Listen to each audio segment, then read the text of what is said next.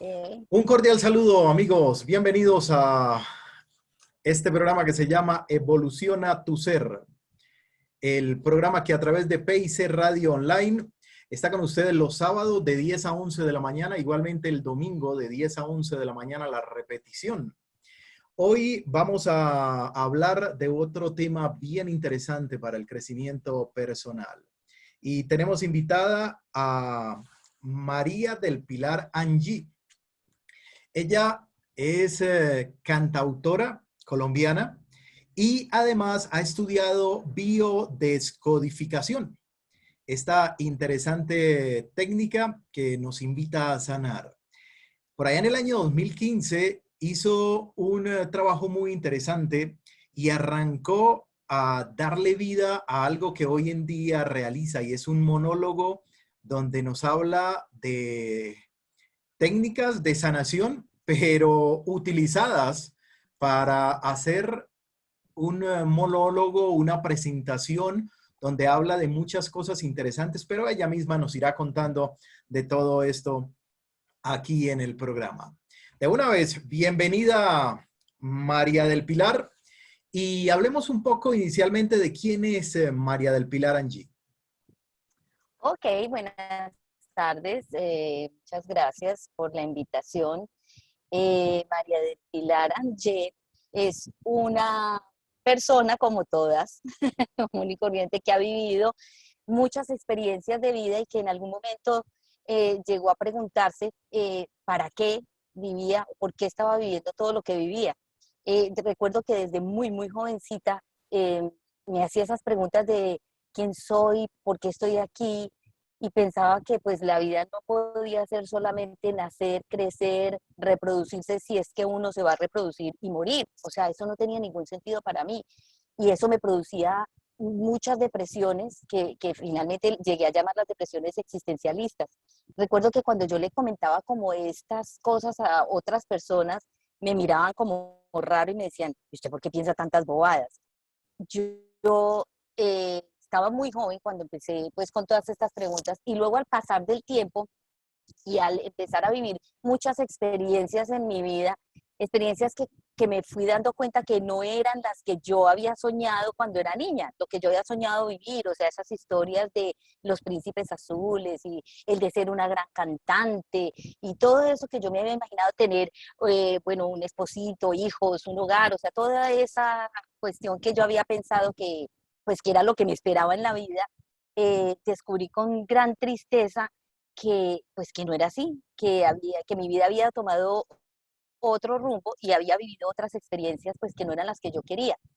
Así que al pasar del tiempo empecé a vivir una gran cantidad de depresiones muy profundas, que ahora se llaman clínicas.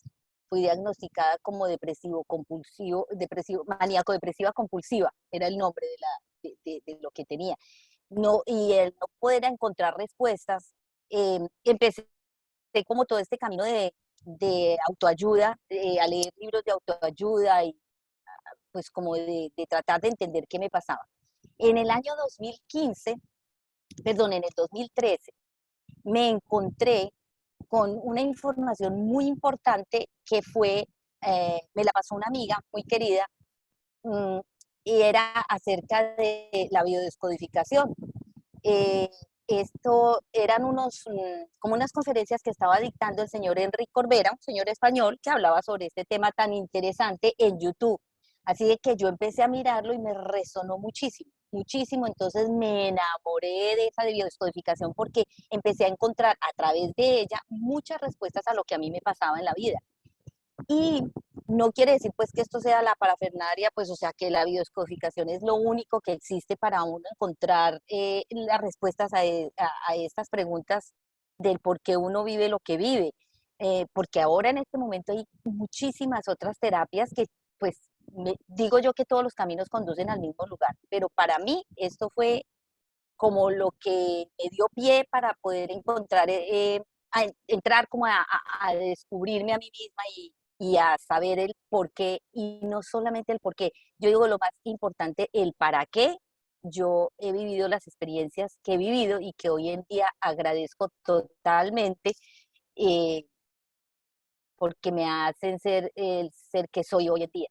Entonces es cuando me enamoro de la biodescodificación, persigo a Enrique Corbera por México y otros lugares hasta que finalmente lo estudio, pues él hace el diplomado online, entonces hago el diplomado y me certifico como biodescodificadora de la Universidad de Torreón de México y una certificación del Instituto de Bioneuroemoción Español. Eh, Estudio la biodescodificación, pues que se llama bioneuroemoción, principalmente, no para ayudarle a los demás, o sea, ese no fue como mi propósito principal. Mi propósito fue el de ayudarme a mí misma, el de encontrarme, el de salir como de esa serie de depresiones y de vivencias que no me gustaba vivir. Entonces es ahí cuando empiezo pues este caminar y este descubrimiento tan bonito, que me lleva pues a más tarde a realizar el monólogo. Y el monólogo que se llama Ligera de Equipaje, es precisamente basado y encuadrado como en esos tres principios de la biodescodificación, ¿Cuáles son que esos son, principios? ¿Cuáles son esos principios? Y hablemos un poco de qué es biodescodificación para que los oyentes y quienes nos están viendo también tengan una idea de en qué consiste esta técnica. ok, la biodescodificación es el estudio de nuestras emociones. O sea, es ver cómo nuestras emociones se manifiestan en nuestra biología, en nuestro cuerpo y en nuestra vida personal. O sea, es como la bioneuroemoción tiene que ver con nuestra biología, o sea, nuestro cuerpo físico, la neurología es nuestros pensamientos y nuestras emociones. Entonces, cómo nuestros pensamientos que se convierten en emociones tienen que ver con se representan en nuestra forma física como enfermedades o en nuestra vida cotidiana como en los problemas que se nos presentan cada día en la vida. Entonces, es como el estudio de llegar a, por ejemplo, para descodificar una enfermedad, es muy interesante cómo el cuerpo nos muestra como un mapa, es como un mapa que nos va mostrando eh, qué emoción oculta hay detrás de esa enfermedad, qué fue lo que generó la enfermedad, o inclusive en nuestras situaciones cotidianas, darnos cuenta de qué es por qué está generando esto en mi vida y es, pues, qué emoción hay detrás de eso. Entonces, los tres principios fundamentales y el principal y fundamental que de ahí se derivan todos los demás es el estudio del transgeneracional o el árbol genealógico, que es la historia, o sea, cuando hablamos del transgeneracional, o árbol genealógico, son las historias de nuestros antepasados, o sea, es decir, de las historias de nuestros abuelos, de los bisabuelos, los tatarabuelos, y es más, hasta como de 5 generaciones anteriores a las nuestras. Entonces, detrás de cada uno de nosotros hay una historia que contar o una historia que ocultar. Y es precisamente a través de las que hay que ocultar que se basa la biodescodificación para el estudio del transgeneracional.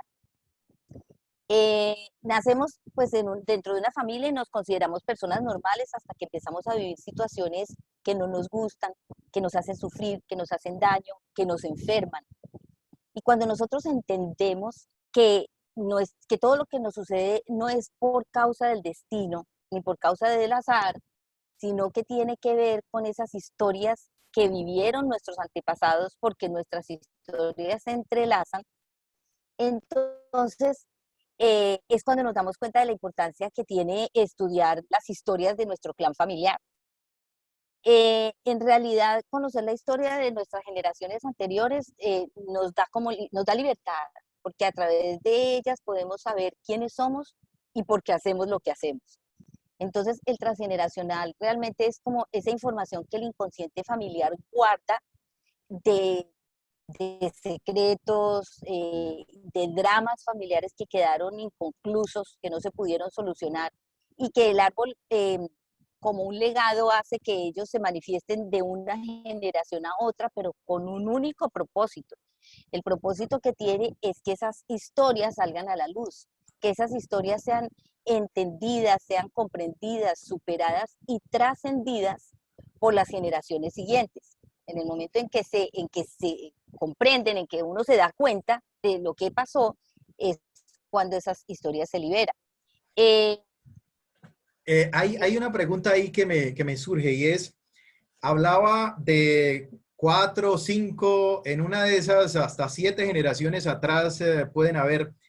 ¿Cómo, cómo descubrir esos misterios?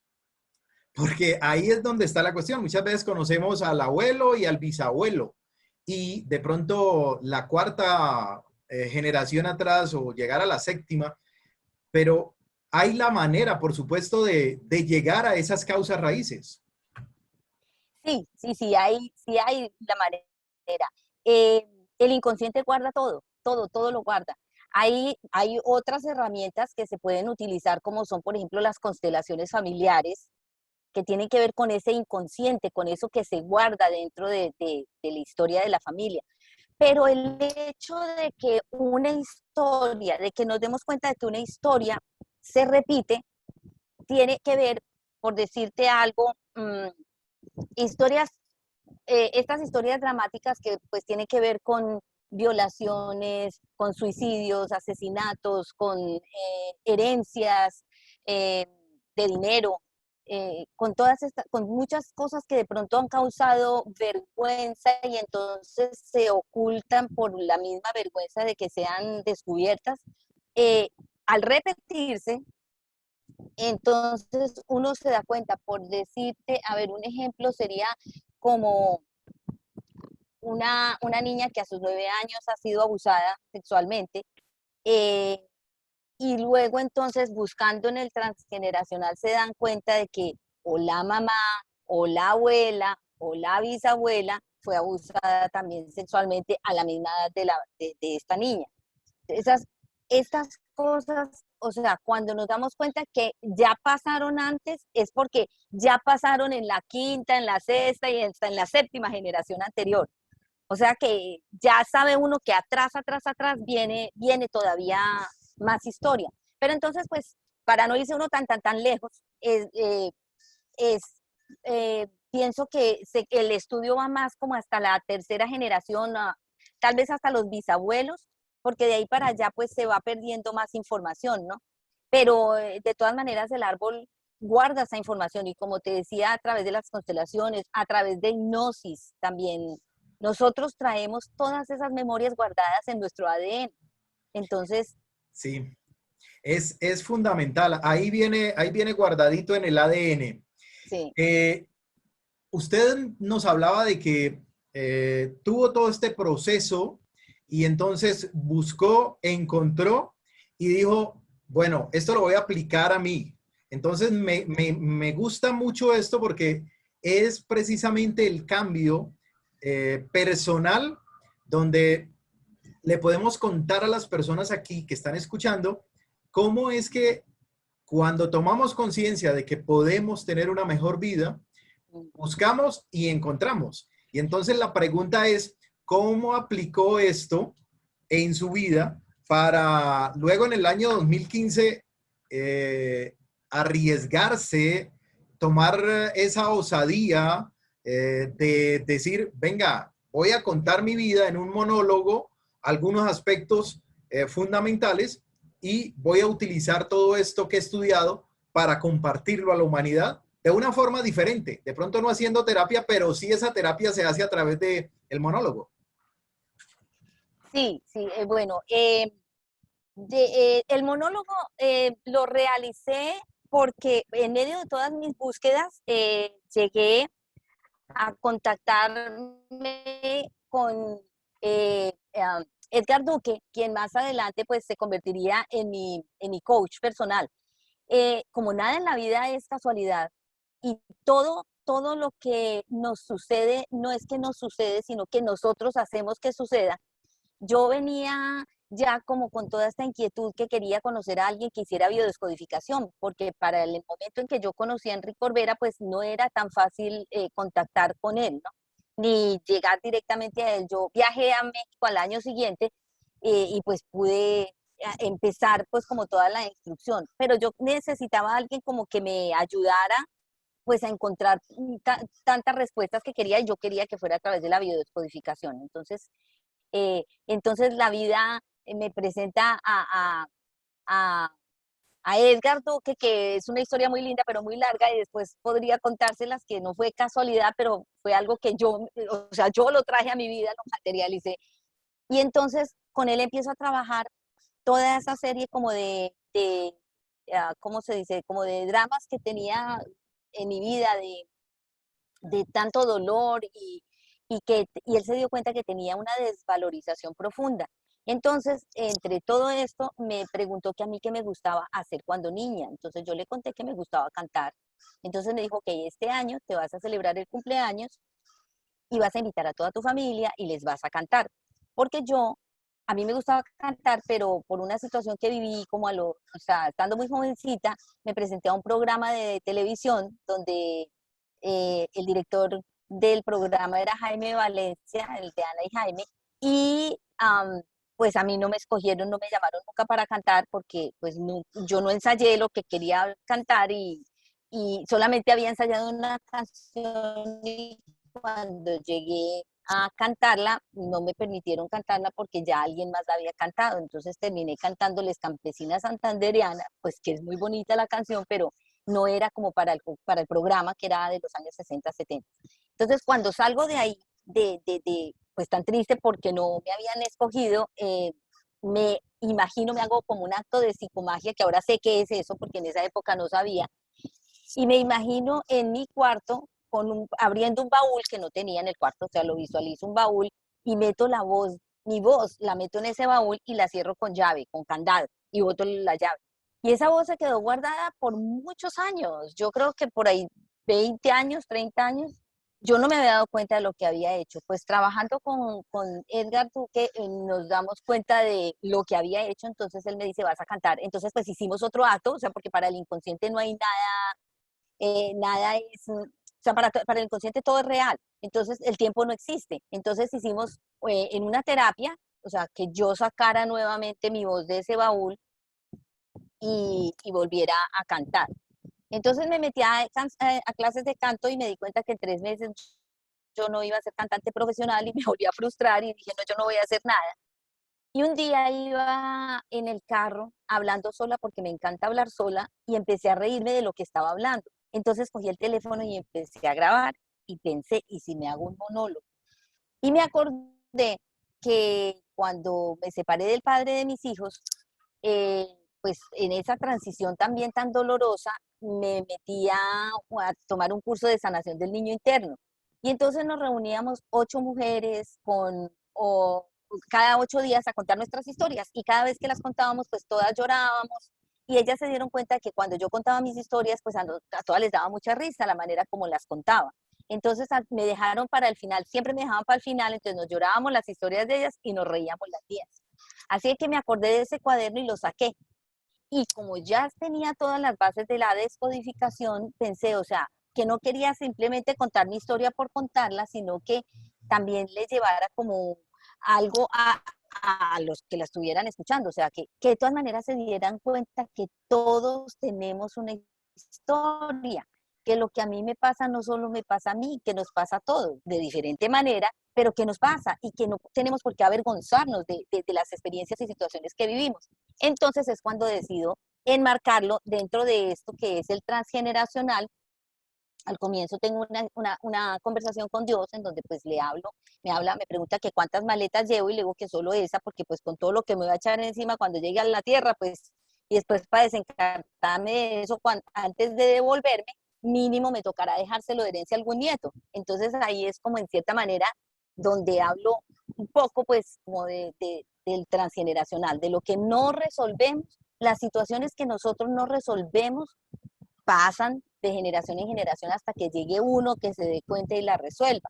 Y esa es como la enseñanza del transgeneracional. El transgeneracional no guarda secretos. El transgeneracional lo que hace es que al pasarlos de una generación a otra, lo que quiere es que se sepan, que se liberen, pero no que se sepan para ser juzgados, sino para ser comprendidos, para que nosotros podamos entender y ponernos en los zapatos de esos antepasados y entender el sufrimiento que ellos tuvieron, reconocer lo que ellos sufrieron, porque la historia la sabemos, que mi abuelita se le murió un hijo, pero no reconocemos el sufrimiento que tuvo esa abuelita, nadie sabe el sufrimiento que ella tuvo al perder ese hijo.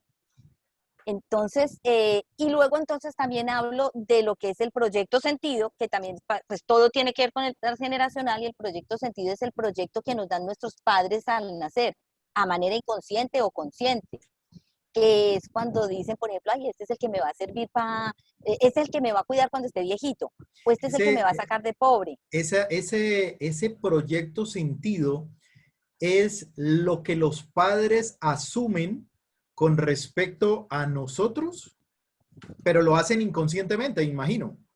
Sí, sí, muchas veces es inconsciente. O inclusive cuando ellos mismos lo mencionan, es inconsciente. Ellos no se dan cuenta lo que están haciendo porque nos están marcando un destino. O sea, ¿para qué fui yo criado? Tú te darás cuenta o conocerás, hay familias en donde hay hijos que se quedaron solteros porque se quedaron cuidando a sus papás. Eh, y son muchos. Yo, por ejemplo, el proyecto que a mí me dio, uno de los proyectos, porque nos darán muchos, pero uno de los proyectos fue el hecho de que yo venía a acompañar a mi hermana, porque cuando yo nací, ya mi papá y mi mamá habían tenido cinco hijos hombres y una niña, a mi hermanita. Entonces mi mamá decidió que ella no quería que mi hermana se quedara sola, que ella quería que mi hermanita tuviera una compañera. Entonces se trajo a la compañerita, que soy yo. Pero también eso tiene que ver con el transgeneracional, porque la mamá de mi mamá muere cuando la mamá tenía 27 años, muere, y mi mamá queda muy chiquitita sola, sin hermanitas. Entonces, mi mamá me tiene a mí a los 27 años, y entonces en su parte, yo me imagino, pues esa parte inconsciente, ella piensa que si ella se muere, porque ella tiene 27 años cuando me tiene a mí, si ella se muere a esa edad, pues no quiere que mi hermana se quede sola, sin una compañera, que fue lo que a ella le pasó. Entonces me trae a mí. Viene como una memoria flotante ahí, totalmente Exacto. grabada para que se repitan cosas idénticas entonces en la vida de todos nosotros. El Sí. tiempo es corto y qué bueno que toda esta historia nos la esté contando porque la verdad está siendo muy beneficiosa, muy benéfica para todos los que la van a escuchar y a mí me encanta todo esto. ¿Cómo fue que se decidió entonces hacer el monólogo y hablemos de ese reto que le puso el coach de cantar, pero que usted lo convirtió fue en una obra de teatro en cierta forma, que es el monólogo? ¿Y cómo fue la respuesta de la gente? Esa experiencia cuando usted dijo, bueno, listo, voy, primera presentación.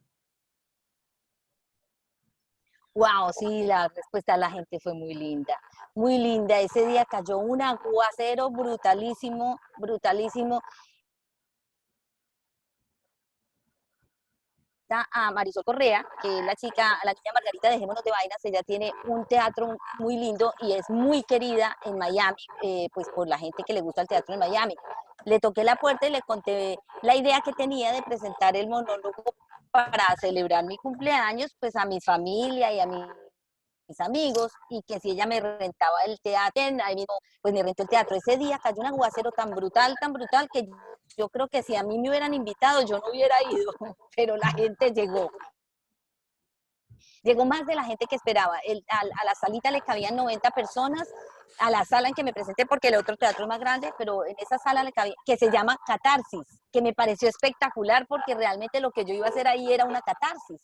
Entonces llegaron 120 personas que tuvieron que acomodar y fue lindísimo. Cuando terminé, porque además yo cuento la historia Pero entonces la cuento de una manera muy jocosa, aunque hay partes pues que son tristes, entonces la gente se reía, pero también hubo partes en que la gente lloraba, y cuando se me acercaron al final fue cuando descubrí como el propósito de seguirlo haciendo, ya no solamente para mis conocidos, sino para otra gente, cuando me di cuenta que sí había un propósito como de despertar, que la gente pudiera despertar.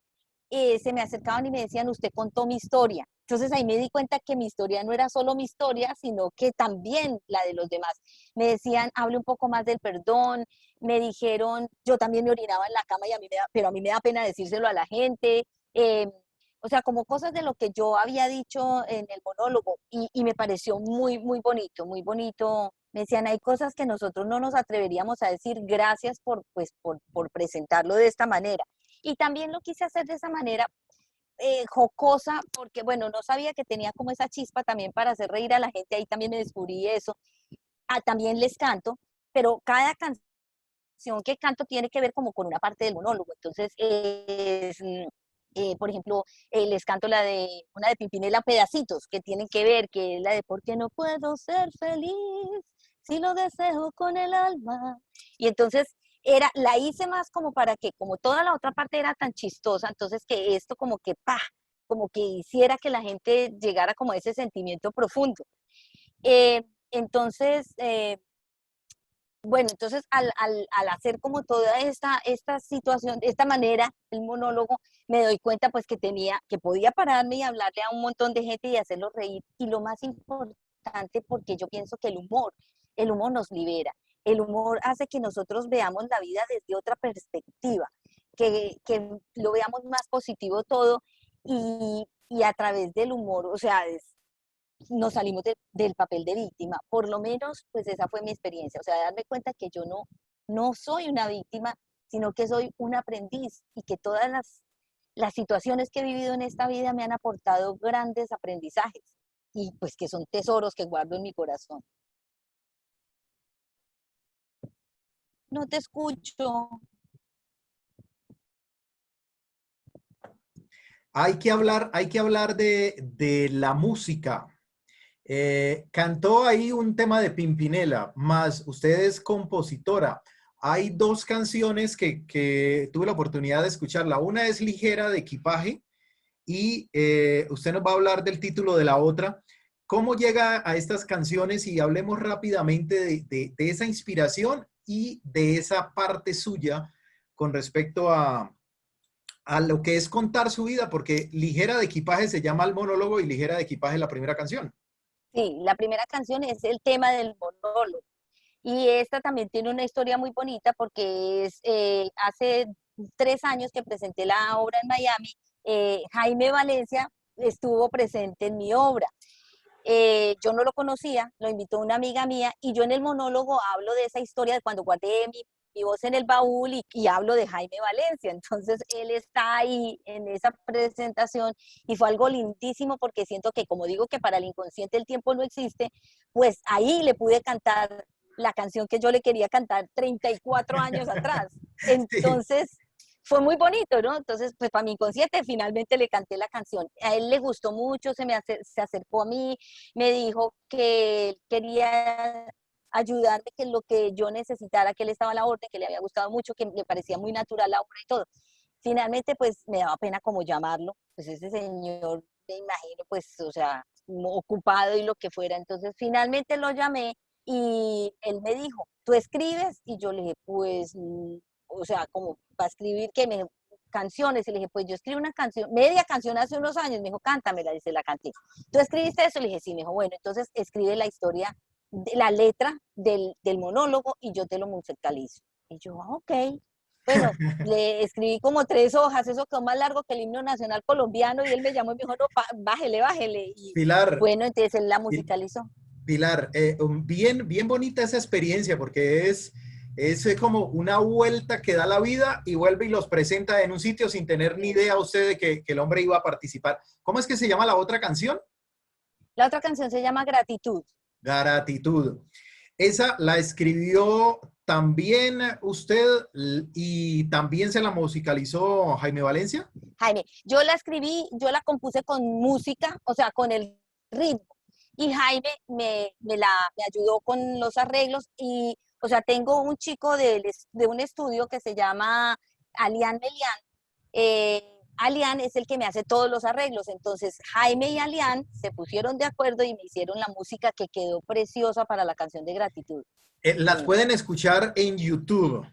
Aquí sí. cuando el programa salga al aire, estaremos colocando precisamente el YouTube suyo para que la escuchen. Más ya en esta parte final, ya agradeciéndole toda esa amabilidad que ha tenido para con nosotros, pues, ¿dónde la pueden encontrar a propósito de esto? Y las personas que quieran de pronto participar del monólogo cuando regrese o también observar sus canales, sus redes, hablemos de dónde la pueden encontrar. Bueno, me pueden encontrar en Facebook como Ligera de Equipaje, Pilar Angé, Ligera de Equipaje. En Instagram también estoy como Ligera de Equipaje. eh, y en YouTube también Ligera de Equipaje. En Entonces, YouTube, en todas en esas. YouTube. No hace terapias, pero hace una terapia presencial en el monólogo para todos quienes quieran observarla.